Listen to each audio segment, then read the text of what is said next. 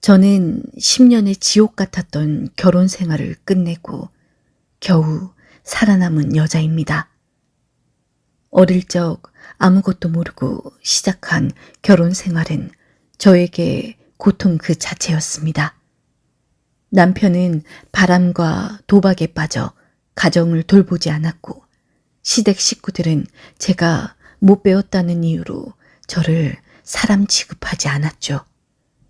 매일같이 이어지는 모진 구박과 폭언 속에서 저는 갓 태어난 아들을 보며 겨우 버텼습니다. 하지만 그 지옥 같던 결혼 생활은 결국 파국을 맞았어요.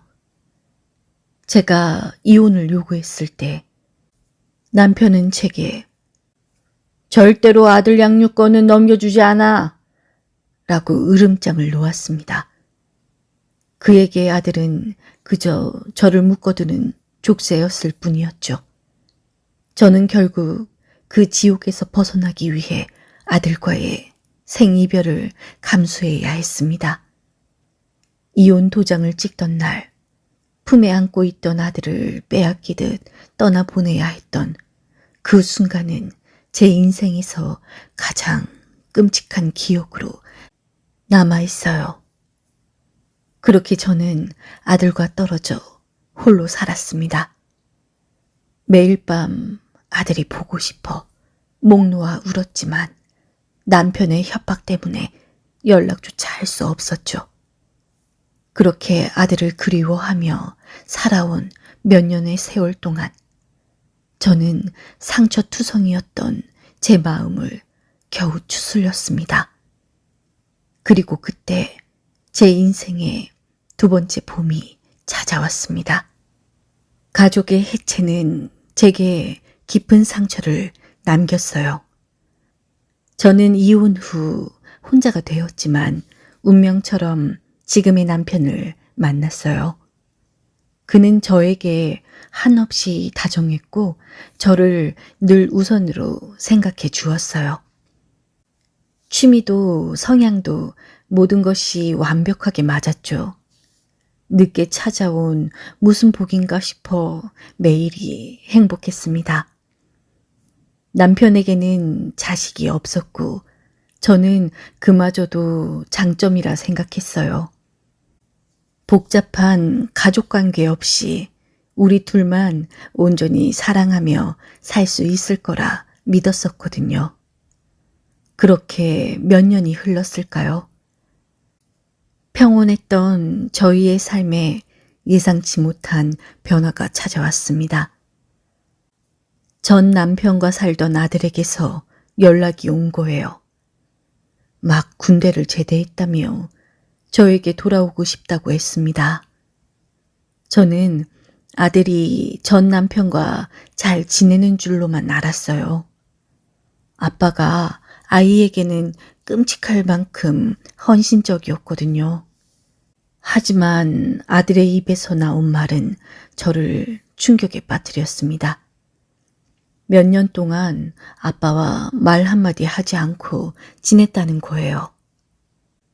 아들과 아빠 사이에 깊은 골을 저는 뒤늦게야 알게 된 거죠.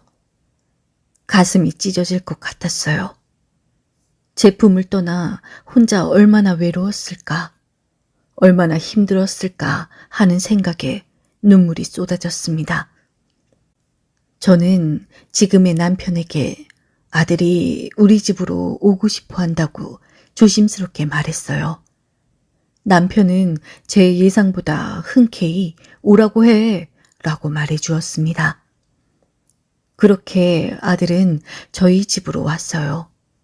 하지만 그 평화는 오래가지 못했습니다. 아들은 방에서 나오지 않았습니다. 남편이 들어오고 나갈 때 겨우 다녀오셨어요? 다녀오겠습니다. 라는 말만 할 뿐이었죠. 식사 시간에는 휴대폰만 뚫어져라 보며 대화에 전혀 끼지 않았습니다. 그 사이에서 저는 눈치를 보느라 너무 힘들었어요. 남편과 아들 사이에 끼어 제가 할 수 있는 일이 아무것도 없다는 무력감에 휩싸였어요. 아들은 저에게 마음을 열어주었어요. 둘이서 산책할 때면 소소한 이야기들을 털어놓았고 아빠와 지낼 때보다 더 밝아진 것 같아 저는 안심했어요. 하지만 남편의 눈에는 그런 아들의 모습이 보이지 않았습니다. 남편에게 아들은 그저 차갑고 무뚝뚝한 불편한 존재였을 뿐이죠. 남편의 불만은 점점 커져갔고 저는 두 사람 사이에서 매일매일 숨막히는 하루를 보냈습니다. 남편은 변해갔습니다. 늘 다정했던 그가 도대체 왜 저렇게 말을 안 하나? 너는 왜 아무 말도 못하고 있냐? 하며 저에게 짜증 섞인 말을 내뱉기 시작했지요. 저는 남편의 말 한마디 한마디에 상처를 받았습니다. 사랑하는 두 사람 사이에서 제가 할 수 있는 일은 그저 눈치를 보는 것뿐이었으니까요. 어느 날 저녁 아들의 휴대폰 때문에 다시 한번 갈등이 터졌습니다. 남편이 식탁에서 휴대폰만 보는 아들에게 밥 먹을 때는 휴대폰 좀 그만 봐라 라고 말했고 아들은 아무 대답 없이 자리에서 일어나 방으로 들어가 버렸어요. 남편은 화가 머리끝까지 난 상태로 저에게 소리쳤습니다. 쟤는 왜 항상 너한테만 살갑게 굴는 거야? 내가 이 집에서 투명인간이라도 되냐? 그날 밤 저는 한숨도 자지 못했어요. 행복했던 가정이 흔들리는 것만 같아 미칠 것 같았습니다. 저는 아들이 제게 돌아온 것을 후회하기 시작했습니다. 그리고 겉으로 드러내지 않았지만 남편과의 갈등이 아들 때문이라는 생각에 아들을 원망하는 마음까지 들었어요. 아들은 이제 막 군대를 제대해서 독립할 여력이 없었고 저는 아들을 내보낼 생각조차 하지 않았습니다. 하지만 이대로 안 될 것 같았어요. 남편은 점점 더 저에게 차가워졌고 저는 이 관계를 지키기 위해 아들을 희생해야 할지도 모른다는 생각에 괴로웠습니다. 그렇게 저는 최악의 결말을 떠올렸습니다.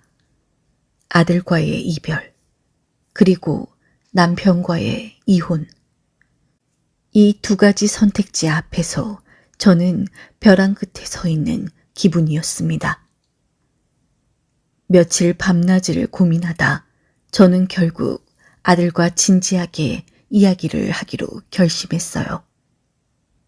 아들아, 엄마는 내가 이 집에서 눈치 보는 게 너무 가슴 아프다. 그리고 남편과의 관계도 힘들어지고 있어.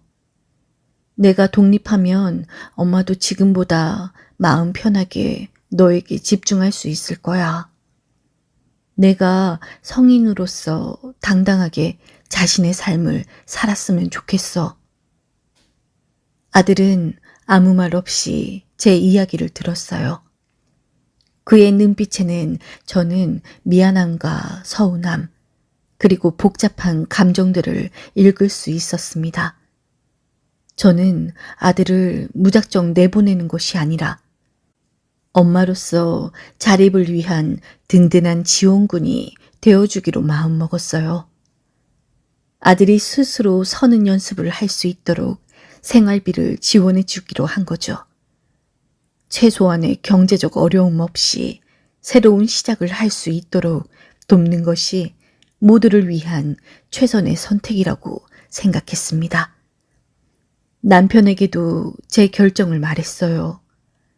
우리 모두 행복해지기 위한 선택이야. 아들이 독립하더라도 우리에겐 여전히 소중한 가족이야. 남편은 제 진심을 듣고 이해해 주었습니다. 아들은 한 달 뒤 집을 나갔습니다. 아들이 떠난 자리가 허전했지만 이제는 남편과 둘이서 다시 예전의 행복을 찾아가고 있습니다. 아들도 독립 후 가끔 저에게 연락하며 밝은 목소리로 자신의 삶을 이야기해 줍니다. 저는 재혼 가정에서 아이와의 관계를 유지하는 것이 얼마나 어려운 일인지 깨달았습니다. 때로는 건강한 분리가 모두를 위한 최선의 선택일 수 있다는 것을요. 여러분도 저와 비슷한 고민을 하고 계신다면 자식의 독립을 막기보다는 든든한 지원군이 되어주는 건 어떨까요? 저의 이야기가 여러분에게 작은 위로와 용기가 되기를 바랍니다.